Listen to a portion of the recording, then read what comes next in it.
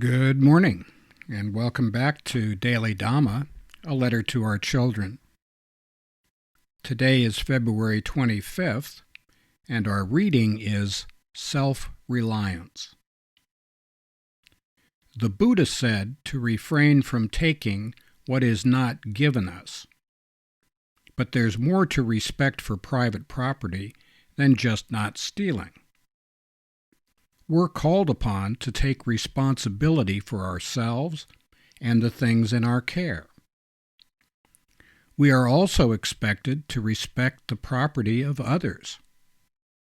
The tragedy of the commons is that no one takes care of community property as well as we take care of our own.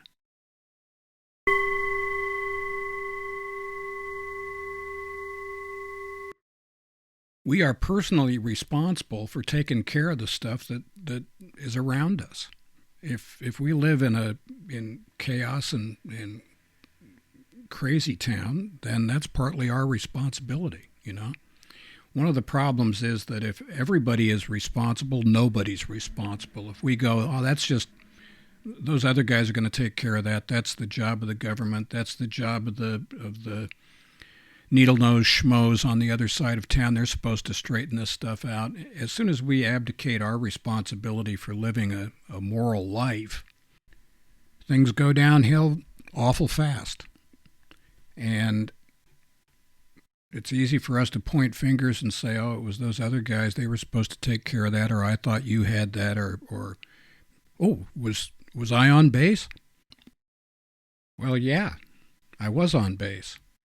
There's a certain amount of personal responsibility that goes into making a livable civil society, and we need to take part in that.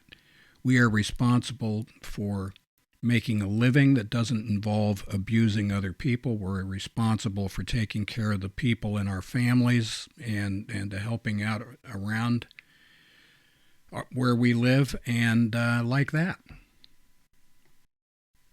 It has taken many generations to achieve some measure of civilization, and it can all be lost in a very short period of time, so I hope that doesn't happen. Self-reliance is also in many ways, the opposite of professional victimhood. Being a victim works in part because it transfers responsibility for my actions to somebody else. I mean, if it's their fault, then it's not my fault. And boy, isn't that a relief. And so that's one thing that makes professional victimhood attractive to people is that it seems to get us off the hook, but it only seems to. Whenever you see something in life, you got to turn it around and look. There are some price tags attached to things. And in terms of victimhood, there are 3 price tags. First, to remain a victim, I must sustain and enhance my feelings of resentment towards the people who victimized me.